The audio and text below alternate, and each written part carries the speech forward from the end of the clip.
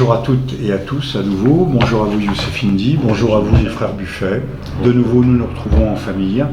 De nouveau nous allons parler de sujets importants, cette fois-ci extérieurs, hors frontières, mais ils ne sont pas moins importants que ceux qui nous agitent et nous occupent, puisque aujourd'hui le destin de la France se joue, nous l'avons déjà dit à de multiples reprises, se joue à la fois à Bruxelles, mais il se joue aussi à New York, à Washington, voire à Pékin, le cas échéant. Alors, par quoi commencer, Youssef? C'est vous qui répondez à mes questions. Par le sommet de Riyad. Alors, je n'ai pas vos livres ici, mais les frères Buffet les montreront. Vous avez publié un livre sur le mythe du choc des civilisations. Les mythes fondateurs du choc des civilisations. Voilà, qui est un livre important puisque on nous fait croire que le choc interculturel ou intercivilisationnel est une fatalité, qu'on ne peut pas y échapper. En précisant bien que l'ennemi, c'est pas seulement l'islam, dans la vision de ce grand auteur américain qui s'appelle Huntington, inspiré par l'anglais Bernard Lewis. Israélo-britannico-américain. Merci pour cette précision. L'orthodoxie, l'ère géographique orthodoxe est aussi antagoniste que l'ère islamique à l'égard de l'ère j'allais dire pas seulement judéo-protestante, mais catholique, luthérienne et catholique. Par ailleurs, c'est dans Occident et l'Islam que j'expose les origines de cette vaste stratégie du choc des civilisations. Livre fondamental que vous devez lire, non seulement pour votre édification personnelle, mais pour comprendre quelles sont les grandes arcanes ou l'architectonie qui organise le monde, puisqu'il faudrait peut-être sortir de ce piège sémantique qu'est la lutte des classes, de croire que ce sont les rapports de production qui génèrent l'histoire, qui engendrent l'histoire et donnent son sens à l'histoire. Non, je pense qu'une fois pour toutes, et d'ailleurs j'ai écrit une préface qui est assez éclairante à ce sujet, à ce livre, ce sont les idées qui dirigent les hommes et ce ne sont pas les rapports de production, les conflits entre patrons et ouvriers qui existent, bien évidemment, dans cet ouvrage. Entre pauvres et riches, mais enfin bon, ça c'est quasiment de l'épiphénomène. Pour les sujets qui nous occupent, également, on va parler du sommet de Riyad, comprendre ce qui se passe avec le Qatar, avec l'Iran, à la grande stratégie américaine, le renouvellement du pacte de Quincy, vous allez nous en dire un mot. Je vous recommande Les Égarés, là aussi, je crois, livre fondamental. D'ailleurs, c'est peut-être ce livre qui vous a rapproché, qui vous a incité à vous adresser aux éditions Sigès, peut-être. Oui, c'est vrai que c'est en découvrant c'était le déclencheur là que je me suis dit, bon, je vais m'adresser aux éditions Sigest, ils auront le courage d'éditer mon livre. Ça a été le cas. Voilà. Ça a été le cas. Et pour ceux, puisque l'Iran est dans le collimateur, on nous dit que l'Iran est un État promoteur du terrorisme. Oui. Ce livre qui parle du système monde. Alors ne pas se fier à l'intitulé, Iran, la destruction nécessaire. Il est bien clair que nous ne voulons pas la destruction de l'Iran, mais je prouve dans ce livre que le boa mondialiste fera tout pour enserrer l'Iran et l'absorber et le digérer, et c'est assez le cas avec M. Rouhani. Sur le terrorisme et la stratégie globale du terrorisme, les fiancés de la mort, sujet fondamental. Puisque c'est une stratégie globale, vous pouvez nous dire un mot de M. Brzezinski qui vient de disparaître et qui a été l'un des grands architectes de la balkanisation de la planète et notamment de l'Europe, puisqu'il faut avoir des micro-États qui n'auront plus aucune puissance ni militaire ni diplomatique. Donc les fiancés de la mort, derrière les fous qui ne sont pas des fous de Dieu d'ailleurs, des fous de rien du tout, qui donnent des coups de couteau dans la rue, qui utilisent des voitures béliers. Il y a aussi autre chose, et nous parlions dans une précédente vidéo des chevaux de Dieu, ce film marocain qui est assez explicite à ce sujet et que la télévision évidemment se garde bien de rediffuser. Et puis sur la Syrie, ce rapport d'autopsie, c'est pas un roman évidemment, c'est pas un roman, mais la vie n'est pas seulement un long fleuve tranquille qui permet de comprendre la genèse du conflit, son développement pas à pas, et qui montre que, encore une fois, je le répète, l'histoire peut s'écrire au présent. Alors Youssef, on commence par le sommet d'Riyad. Oui. Alors, il y a quelques semaines, Donald Trump s'est rendu donc en Arabie Saoudite, à Riyad, et a conclu un contrat d'armement faramineux de 380 milliards de dollars sur 10 ans. Dont 110 milliards, puisque je ne vous coupe pas Youssef, mais ça fait partie du jeu, 110 milliards proprement d'armement. Voilà. Et durant donc ce sommet, Donald Trump fait un discours. Alors on a déjà parlé de ce discours, donc je ne vais pas y revenir. Mais durant ce discours, qu'est-ce qu'il fait? Il rétablit l'alliance saoudo-américaine qui avait été conclue en février 1945 sur le Quincy, le fameux pacte de Quincy, entre Abdelaziz Ibn Saoud et Franklin Delano Roosevelt, le président. Dans la foulée président des de l'accord de partage du monde entre Staline, voilà. Churchill et Roosevelt, l'accord de Yalta. Voilà. Alors, ce qu'il faut expliquer, pourquoi ce nouveau rapprochement entre les États-Unis et l'Arabie Saoudite. Il faut savoir que surtout depuis Bush père, aux États-Unis, le parti qui est lié à l'Arabie Saoudite est le parti républicain. D'ailleurs, celui qui gérait le terrorisme en Arabie Saoudite, l'ancien ministre de la Défense, le prince Bandar, était surnommé Prince Bandar Bush parce que le Bush père était considéré comme son parrain et même son deuxième papa. Il était très lié. Son parrain aussi au sens mafieux. Il était très lié à Bush père. Lorsque le démocrate Obama arrive au pouvoir, surtout durant le deuxième mandat, il prend ses distances avec l'Arabie Saoudite au bénéfice des frères musulmans qui sont financés depuis les années 2000 par le Qatar, parce qu'ils avaient été financés par l'Arabie Saoudite, et au profit d'un rapprochement avec l'Iran via la négociation sur le nucléaire iranien. Et en fait, Obama et Rouhani étaient totalement en phase. On avait d'un côté un démocrate américain et un réformateur libéral iranien. Donald Trump, sous la pression, parce que Donald Trump n'était pas forcément très favorable à l'Arabie Saoudite durant l'élection présidentielle, durant la campagne présidentielle. Là, il a eu fort à faire à Washington, puisqu'on lui a mis des bâtons dans les roues. En gros, on en a déjà parlé, on a monté une commission d'enquête contre lui pour essayer de démontrer qu'il avait été soutenu par les Russes durant l'élection présidentielle. On lui a tordu le bras. En gros, les néoconservateurs républicains lui ont expliqué que soit il poursuit dans sa politique isolationniste et de coopération avec la Russie, et là, c'est l'impeachment, c'est-à-dire procédure juridique de destitution, soit il s'aligne sur la politique néoconservatrice, et là, on le laisse tranquille. On lui a mis le dos au mur, voilà. Et on peut penser que son gendre Jared Kushner a poussé à la roue, et qu'avant d'aller à Riyad, d'ailleurs, vous allez le rappeler, il est passé voir M. Netanyahou. Il est parti voir Netanyahou après. Après. Oui, après. Et il est allé déposer quelques vœux également à Jérusalem au mur des lamentations, voilà. Si je me souviens bien. Voilà. Le rituel obligatoire. Donc, mais on ne nous a pas parlé de Yad Vashem cette fois-ci. Non, c'est vrai. Mais de toute façon, il y a un Yad Vashem à New York. Mais il a laissé un petit mot assez ambigu lorsqu'il est passé à Yad Vashem. Il est passé quand même. Oui, il est passé, il a laissé un petit mot. La presse a été discrète. Oui, il a dit que c'était amazing. Il a dit que c'était incroyable, c'était fabuleux. Bref. Donc, oui, je suis passé à Yad Vashem, excusez-moi, j'espère qu'on ne va pas me faire de procès, mais j'ai vu des photos qui visiblement avaient été maquillées.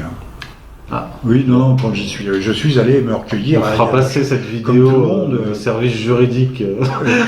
Comme tout le monde, je suis allé me recueillir à Yad Vashem et j'ai eu comme tout le monde. Je stupéfait, j'ai vu des photos qui visiblement avaient été retouchées. Voilà, je n'en dirai pas plus. D'accord.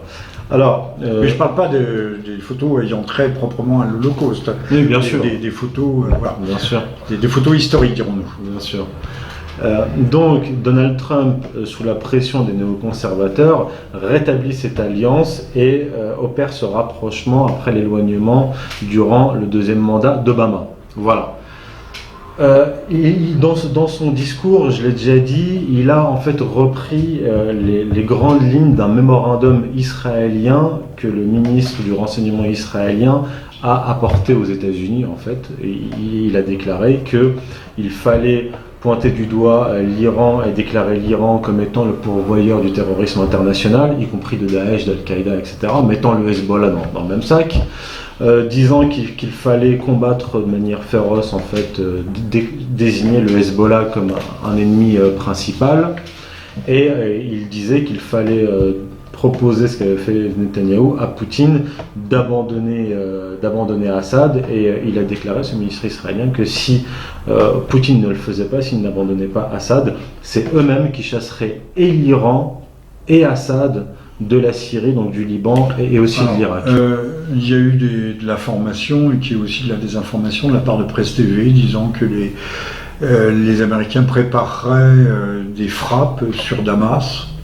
J'ai vu des opérations terrestres, alors je dis pas sur Damas, parce que de toute façon les journalistes également de l'autre bord et de là-bas disent souvent n'importe quoi.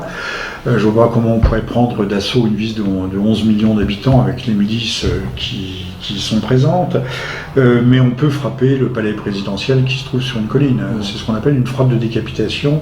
Les Américains s'y étaient employés du temps de Saddam Hussein, mais avec le peu de succès que l'on sait. Même avec Kadhafi. Il est vrai que les Américains préparent des manœuvres, je dirais pas, j'ose pas dire gigantesques, que ce soit en mer Baltique ou en Europe orientale, c'est Griffe d'acier, si je me trompe. Des noms aussi très... Ou loup d'acier. Loup d'acier, voilà, c'est pas Griffe d'acier, c'est loup d'acier. Ce qui est malgré tout inquiétant, puisque c'est comme de faire des grandes manœuvres, il y en a en mer de Chine ou en mer du Japon, ou qui impliquent la Corée du Sud, qui titillent la Corée du Nord. La Russie n'est pas la Corée du Nord, bien évidemment. Mais toujours, est-ce, dans l'état de tension internationale actuelle, est-ce véritablement utile d'aller engager ces manœuvres au nom de l'OTAN, c'est-à-dire au nom de la France aussi bien? A-t-on besoin d'un regain de tension?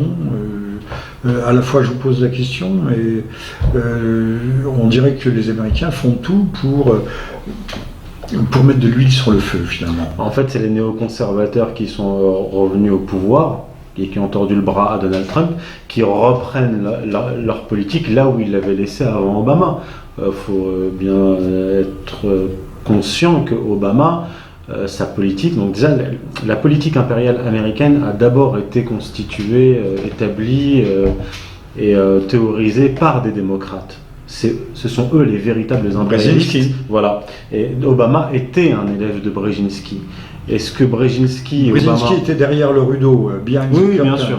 Quand aussi vieux est-il été, il a été le professeur d'Obama à Harvard, entre autres, et le conseiller à la sécurité de Jimmy Carter, et c'est lui qui a inventé les talibans et Ben Laden et Al-Qaïda. C'est lui l'inventeur. Oui, c'est lui.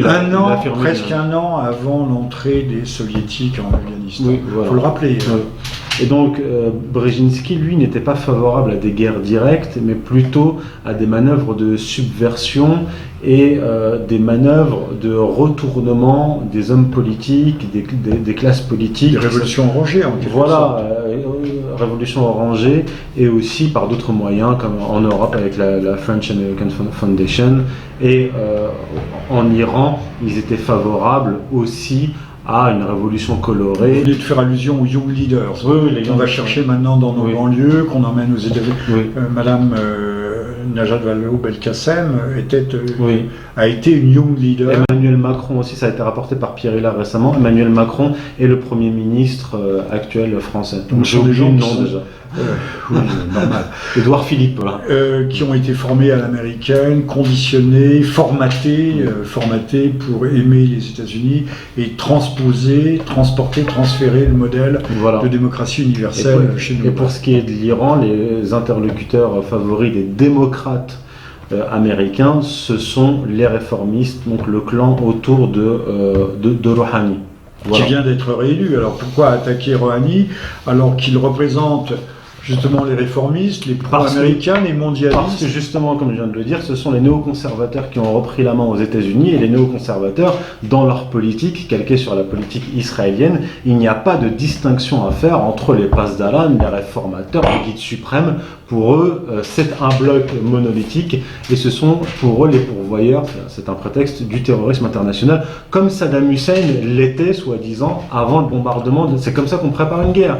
On nous disait que Saddam Hussein était l'allié d'Al-Qaïda et qu'il était un danger. On entend un grand expert comme Jean-Pierre Filiu, qui passe sur toutes les antennes, qui est professeur à sciences politiques, je crois, et il nous explique qu'en fait le véritable progéniteur ou géniteur tout court d'Al-Qaïda en Syrie, c'est M. El-Assad lui-même. Il suffit de retourner, d'inverser les trucs.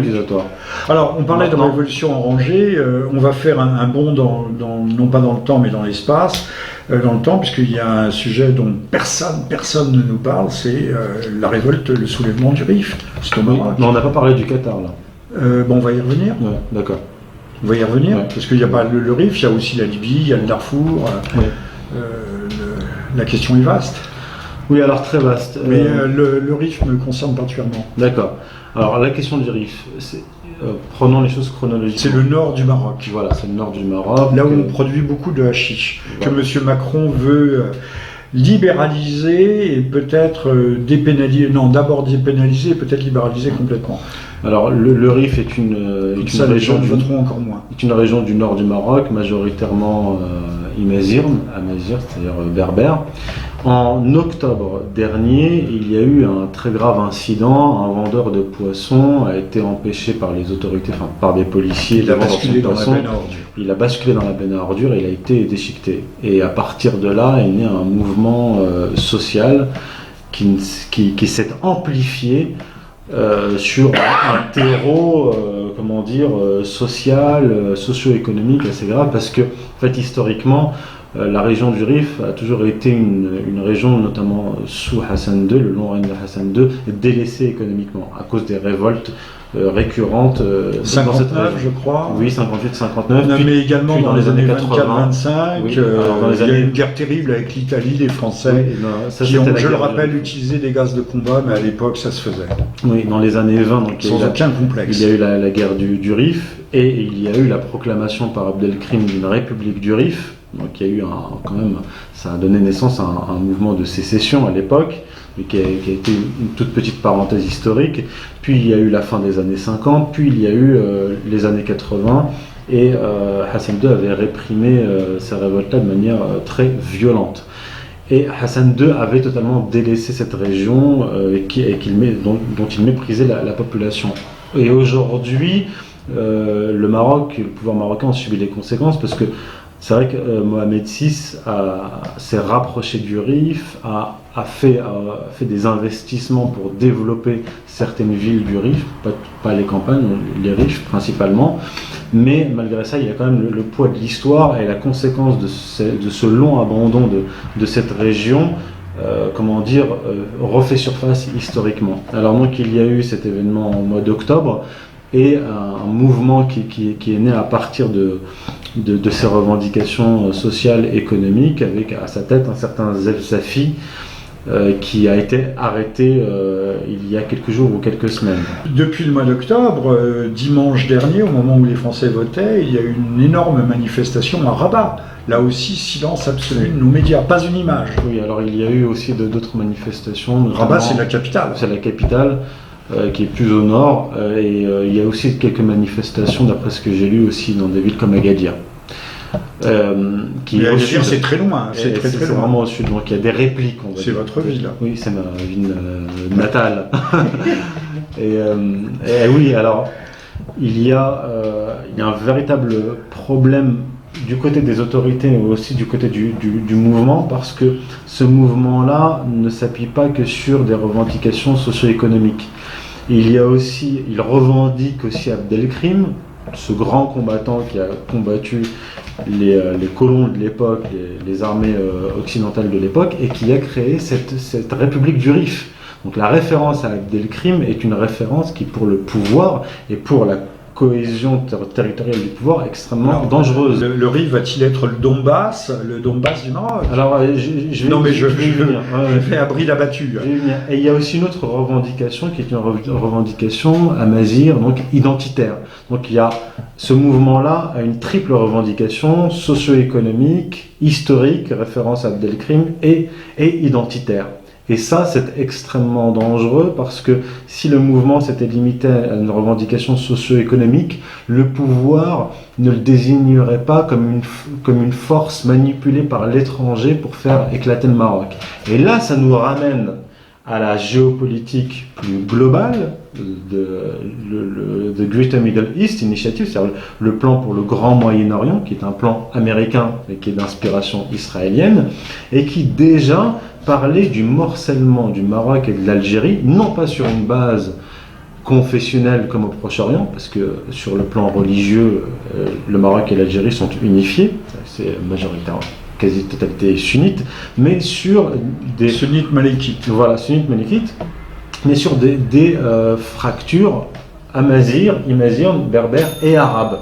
C'était la stratégie du plan Oded-Yinon, c'est écrit en 1982, stratégie reprise aussi par les Américains. Donc je ne dis pas moi que ce mouvement de revendication est directement manipulé, mais les ennemis du Maroc et de l'Algérie utilisent ce type de revendication, notamment en Kabylie, c'est pareil comme en Kabylie, pour injecter des revendications identitaires et avec un objectif de sécession. D'autant qu'en Algérie, on est dans la succession de M. Bouteflika, qui est subclaquant, déjà depuis un certain temps. Il doit être sous perfusion, ce pauvre, mais ça peut durer très longtemps. On l'a vu avec Tito, on l'a vu avec Franco, ça peut durer indéfiniment. Il peut être mort et être maintenu artificiellement. Monsieur Charles est resté 5 ans sous perfusion. Donc, Monsieur Bouteflika, pour l'instant, on ne parle pas de l'Algérie. Mais c'est vrai qu'au fond, tout le feu couve. On en a parlé l'année dernière. D'ailleurs, nous, on en a parlé. Et dans les médias, on en avait parlé. Parce qu'il y avait ce mouvement, d'ailleurs, qui nous avait attaqué. J'avais pointé du doigt le mouvement MAC, mouvement pour l'autodétermination de la Kabylie, qui est un mouvement en fait artificiel et qui voudrait une sécession de la Kabylie. Mouvement soutenu par Bernard-Henri Lévy. Quand j'avais pointé ça du doigt, ils ont écrit un article pour nous attaquer, nommément, et leur attaque a été relayée par le site de Bernard-Henri Lévy, la règle du jeu. Donc on a visé juste. Donc on a ces opportunistes qui peuvent venir se greffer à des revendications sociales, parce que en Kabylie aussi, des revendications sociales justifiées, bien sûr, comme en Kabylie, bien sûr, et on peut, comme elle l'était en Tunisie au moment exactement. Et là, le schéma avec donc ce pauvre jeune homme qui est mort broyé, ça rappelle le jeune homme qui s'est immolé par le feu, le petit vendeur de rang. Voilà. Et c'est le même. On reprend le même schéma, comme par hasard. Alors, au départ, ce qui est un incident tragique peut être exploité, érigé justement, devenir légendaire, toute une mythologie, réagencée en fonction des exactement. Pour l'instant, ce n'est peut-être pas toujours, en tout cas, entièrement le cas pour l'instant. Autre chose, en avril 2016, on avait fait une vidéo sur le plan de destruction de l'Algérie et du Maroc, et j'avais signalé que dans la même période, donc mars-avril, un représentant de l'OTAN qui s'était déplacé au Maroc avait déclaré qu'il y aurait un nouveau printemps arabe au Maroc et qu'il fallait s'y préparer. Et pourtant, Dieu sait que traditionnellement, la monarchie marocaine est très proche de l'État hébreu, très proche. Oui. D'ailleurs, André Azoulay, qui est un conseiller de Mohamed VI et qui est aussi un conseiller de Hassan II, et dont la fille, un banquier juif dont la fille Daniel Azoulay était le ministre de la Culture. Oui. Mais comme je l'ai déjà dit, en France, Israël n'a pas d'alliés. Israël a des pions, a des puissances impériale qu'elle utilise. Israël n'a pas d'allié. Voilà, et qu'elle jette au moment propice. Et là, le roi du Maroc s'était révélé l'année dernière, on en a parlé, en disant d'ailleurs en Arabie Saoudite, lors de son discours, qu'il y avait un complot pour faire éclater le monde arabe, le monde musulman. Mais ce sont les amis même du Maroc qui veulent détruire le Maroc. Mais en général, quand on commence à se rendre compte de ce genre de schéma, il est généralement trop tard. C'était le cas du Shah d'Iran, c'est le cas de tout le monde. Ouais. Mais à la différence du Shah d'Iran, le roi du Maroc a une légitimité et il a une base historique et religieuse. Et il est aimé par la majorité du peuple. Ça dépend des régions, dans le Rif, plus ou moins. Voilà. Mais globalement, le roi est quelqu'un qui est aimé, notamment grâce aux réformes qu'il a entamées ces dernières années. Mais quand je dis réformes, c'est pas tant les réformes progressistes que je vois d'un très mauvais œil, mais plutôt la construction, la reconstruction, le développement matériel du Maroc qui est visible. Alors, revenons un tout petit peu en arrière. Trump, Riyad, la mise au banc du Qatar, on va aller vite parce qu'on reviendra sur cette question. La mise au banc du Qatar, la libération de Saïf el-Islam en Libye, mais par une faction qui est opposée, on peut le dire, opposée au gouvernement de Tripoli, qui est officiellement reconnu par les Européens et par tout le monde. Également la reprise des combats au Darfour, où intervient le Qatar. Le Qatar, au moment de la crise libyenne, avait envoyé plusieurs milliers de combattants de ses forces spéciales. Là aussi, que ce soit au Darfour, en Libye, nous avons des oppositions ou des concurrences, des rivalités sévères entre Riyad et Doha. Tout ça à mettre aussi en relation, et ce sera notre dernier point, j'y reviendrai, sur l'impeachment et la situation du président Donald Trump, l'audition de James Comey, qui au fond a fait long feu. Comey s'est même plutôt auto-accusé, mais nous y reviendrons. Mais aujourd'hui même, l'audition de Jeff Sessions, qui est le ministre de la Justice de Trump. À vous. Alors, donc, le Qatar. La mise au banc du Qatar est la résultante directe du passage de Trump aux États-Unis, en Arabie Saoudite, et le renouement du pacte de Quincy, on va appeler ça comme ça, mais aussi et surtout la conséquence de la défaite des groupes terroristes financés par le Qatar en Syrie. C'est-à-dire qu'il faut comprendre que c'est d'abord parce qu'ils sont défaits sur le terrain, notamment grâce à l'intervention russe. C'est-à-dire que l'intervention des Russes a mis un coup d'arrêt net au projet, pas seulement de déstabilisation de la Syrie, mais de décapitation du pouvoir, c'est-à-dire faire en sorte que Assad dégage. Ils n'ont pas réussi cette mission-là, qui leur était dévolue, on va dire, par les puissances américano-israéliennes. Ils ne l'ont pas accompli. Donc, en fait, ils avaient une sorte de délai, ils ont échoué. C'est comme Monsieur Cambadélis. Voilà, ils ont échoué, et maintenant, en fait, l'Arabie Saoudite, qui était aussi, le Qatar était à la pointe du financement des terroristes, mais les Saoudiens étaient aussi très actifs dans le financement et l'armement de ces terroristes. Tout le monde le dit, depuis le sommet de Riyad, voilà. Les langues se délient. C'est absolument clair. Mais maintenant, le Qatar... Mais l'Arabie Saoudite, c'était plutôt Daesh, et le Qatar, c'était plutôt les frères musulmans. Voilà. Les deux faces. En fait,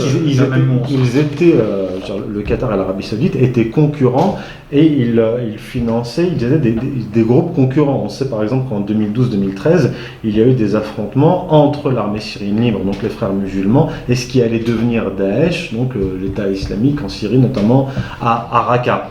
Et l'Arabie Saoudite voit depuis des années d'un très mauvais œil ce petit voisin gênant, notamment à cause des liens qu'elle développe avec certaines puissances occidentales, à cause de sa chaîne de télévision Al Jazeera, mais aussi à cause du financement des frères musulmans, parce que pendant des décennies, depuis les années 50, l'Arabie Saoudite a financé, aidé les frères musulmans, qu'elle a lâché dans les années 2000. D'ailleurs, il y a une déclaration du prince Naef dans les années 2000 disant que nous avons trop soutenu les frères musulmans et nous arrêtons de les soutenir parce qu'ils sont la cause des problèmes que connaît le monde arabe et aussi les pays musulmans. Donc ils ont lâché les frères musulmans, et c'est le Qatar qui a pris le relais. Et pareil en Égypte. En Égypte, on a vu le Qatar soutenir les frères musulmans avec les États-Unis.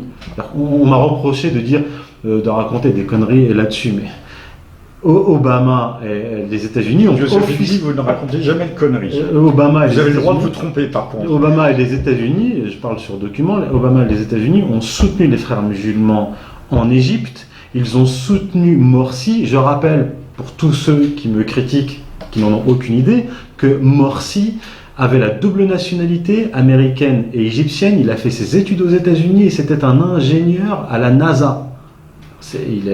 Il a des liens très profonds avec les États-Unis. Il n'est pas sorti comme ça, il n'a pas émergé du peuple égyptien. Et les frères musulmans ont été renversés par le pouvoir militaire qui lui est financé par l'Arabie Saoudite. Donc en fait, on voit donc bien sûr le Qatar et l'Arabie Saoudite s'affronter via groupes terroristes ou groupes interposés, notamment en Égypte. Bon, le Qatar a perdu sa guerre contre la Syrie.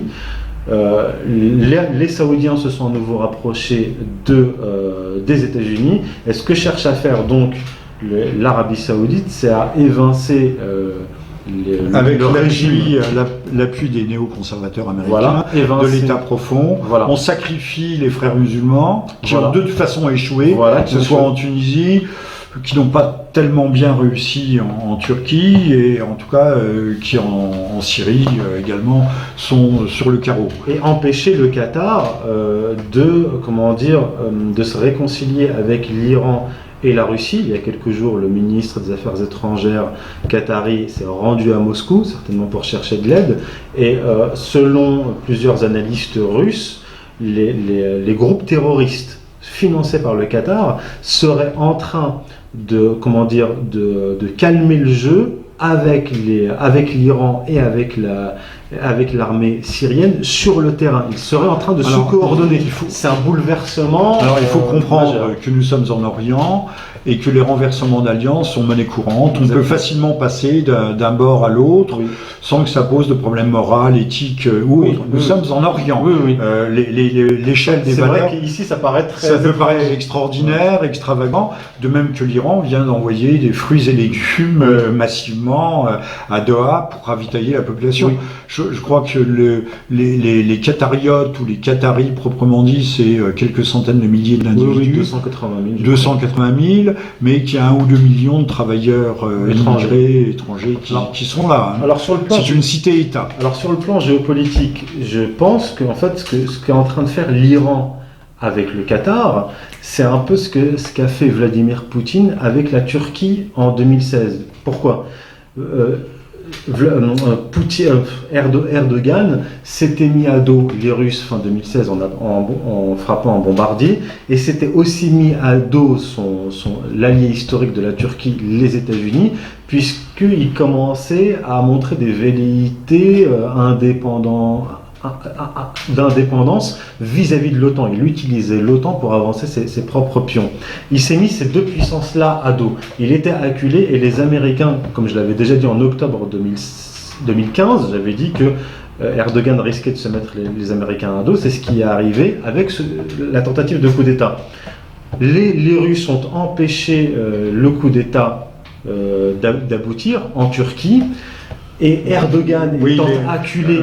je ne dirais pas qui, mais apparemment des listes de conspirateurs seraient arrivés à Ankara, en étant passés par Astana, Chypre, seraient arrivés la veille ou l'avant-veille et remis au maire d'Ankara. Et donc les Russes ont profité indirectement de Moscou. Donc. Ils ont profité de l'isolement et de la faiblesse d'Erdogan pour le retourner. Peut-être temporairement, je ne dis pas que c'est définitif, mais en tout cas, ils ont ramené la Turquie, Erdogan, dans leur giron, les Russes. Et aujourd'hui, les Iraniens font la même chose avec le Qatar, qui est affaibli, qui a échoué dans sa guerre en Syrie, qui a ses alliés, ses voisins, ses frères qui se retournent contre lui et qui l'isolent. Et là, l'Iran... La branche réformiste libérale iranienne, parce que le guide suprême lui dit c'est bien fait pour eux qu'ils se débrouillent. Il y a, je ne vous interromps pas, mais nous étendrons pas sur ce point. Il y a une dimension eschatologique. Non seulement il y a une opposition radicale entre persans et arabes, ça c'est une chose, c'est un point de vue racialiste, mais également entre chiites, et le mot le schisme en français vient de chiite, le schisme est irréconciliable avec cette version avec le wahhabisme. Avec le wahhabisme. Donc il faut bien penser à ça, il y a une dimension non dite. Si on ne fait pas de la géopolitique eschatologique, on ne comprend rien à ce qui se passe là-bas. Oui, il y a une dimension religieuse, messianique, prédominante. Mais ça, personne n'en parle. Et cette vision religieuse et messianique, les réformateurs iraniens ne l'ont pas. Eux, ce sont des matérialistes, ce sont des libéraux. Les gens de Rouhani, mais pas les gens d'Ahmadinejad. Bien sûr. Ce sont plutôt des mystiques. Bien sûr, ce sont les Donc, l'Iran, donc je conclus, l'Iran est en train en tout cas d'essayer de faire avec le Qatar ce que les Russes ont fait avec les Turcs, c'est-à-dire les retourner et les ramener dans leur giron. D'autant plus que le Qatar et l'Iran partagent l'exploitation d'un champ gazier. Donc il y a une dimension économique, mais et que le gaz, c'est l'énergie du 21e siècle, c'est l'énergie de transition, c'est pas l'éolien du tout, le solaire, c'est l'énergie de transition à la suite du pétrole. Oui. Et on ne sait pas où en sont d'ailleurs les réserves saoudiennes, qui visiblement...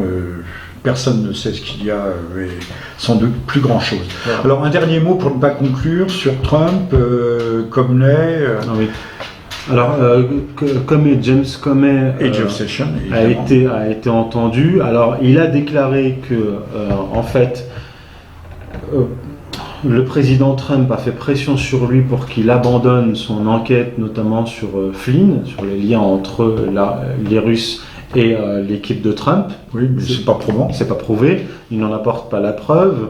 Non, c'est une impression. Et il dit c'est parce que j'ai refusé que Trump m'a viré. Et Trump a eu raison, entre nous soit dit, parce que Comey a reconnu avoir informé la presse justement pour déclencher une enquête. Il le reconnaît, donc il a manqué de loyauté. Oui. Il était fondamentalement, c'est une trahison. Oui, alors Trump l'a traité de menteur, et il faut revenir aussi à l'été 2016. Parce que ce qui est étrange, c'est que James Comey est celui qui avait sorti les dossiers sur Hillary Clinton, et qui aurait pu... c'est le chef du FBI, Comey, qui a sorti les dossiers sur Hillary Clinton, et ces dossiers sortis... notamment je crois qu'il a aussi sorti sur Pizzagate, Podesta, etc. Et ça aurait contribué à la victoire de Trump. Il se peut que ce James Comey ait reçu et subi des pressions extrêmement fortes pour retourner sa veste. Parce que dans un premier temps, il aide Trump, puis dans la foulée, il abandonne les poursuites contre Hillary Clinton. On ne va pas dire, Youssef, qu'il aide Trump, mais qu'il fait simplement son devoir, voilà, et que les pièces du dossier étant à ce point probantes, que quelques semaines avant le scrutin, il les met sur la scène. Mais il abandonne les poursuites contre Hillary Clinton. Il se retourne. Voilà, il se retourne et là, quand il y a eu la commission d'enquête qui a été déclenchée pour faire pression sur Trump, là, il a été retourné. Et bizarrement, lorsqu'on a fait une vidéo il y a quelques mois pour parler de cette affaire-là, la commission pour faire pression sur Trump, je disais qu'ils ont monté cette commission pour que Trump s'aligne sur la politique néoconservatrice après le bombardement en Syrie, le bombardement théâtral, mais qui signifiait son retournement. Suivi par plusieurs autres. Voilà, oui. Et ça, c'est inquiétant. D'ailleurs, encore récemment, oui. Il y a eu au moins 3 bombardements contre des troupes. Et on voit que là, en plus de celui-là, le Congrès qui est majoritairement républicain, on voit que les républicains soutiennent maintenant Trump. C'est-à-dire qu'en fait, il a rempli son contrat. C'est-à-dire qu'on a fait pression sur lui, il a fait un 180 degrés sur sa politique étrangère, et maintenant les républicains le soutiennent. Alors que lorsque la commission d'enquête avait été déclenchée, il n'avait qu'une trentaine de personnes au Congrès avec lui. Donc on peut dire que Trump est définitivement, pour l'instant, retourné. En espérant que les conservateurs ne le soutiennent pas comme la corde soutient le pendu. Ouais. Youssef Indy, merci beaucoup. Merci à vous. Brillant comme d'habitude. Merci. Je ne devrais pas le dire. Merci aux frères Buffet, qui eux sont fidèles au poste. Merci. Et sont parfaitement loyaux à l'égard de l'information. Merci à toutes et à tous, et on se dit à très très bientôt. Très bientôt.